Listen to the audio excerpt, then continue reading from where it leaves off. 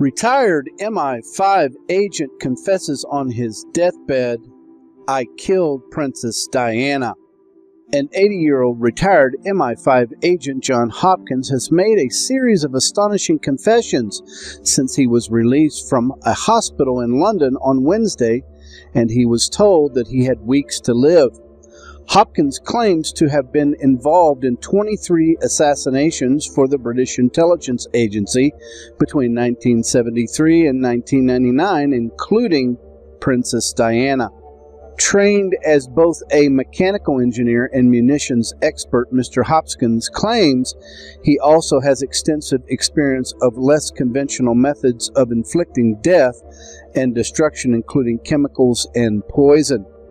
The 80-year-old British man claims he was involved in MI5 assassinations between June 1973 and December 1999. During a period, he says, the MI5 operated with less external oversight. Hopkins says he was part of a cell of 7 operatives who were trusted to carry out political assassinations across the UK. Most victims were politicians, activists, journalists, and union leaders. Mr. Hopkins says Princess Diana is unique among his victims, as she is the only female he ever assassinated, as well as the only royal. She is also the only victim that the royal family themselves ordered to be taken out. He claims to feel ambivalent about Princess Diana's death. On the one hand, Diana was a beautiful, kind-hearted woman who did not deserve to have her life cut short, but according to Mr. Hopkins, she was also placing the British crown at risk. Quote, "She knew too many royal secrets. She had a huge grudge, and she was going to go public with all sorts of wild claims. My boss told me she had to die. He'd received orders directly from Prince Philip, and we had to make it look like an accident. I'd never killed a woman before, much less a princess, but I obeyed orders. I did it for Queen and country." The next stage of the high-level conspiracy involved the media, under tight palace control, talking to each other to square their stories, make sure everybody was on the same page. It was a well-run operation.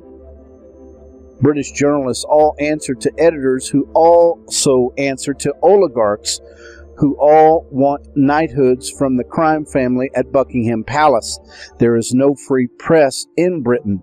The 80-year-old, spending his final weeks at home, said he expects to be taken into custody following his admissions, but says, "I can't say that I care an awful lot."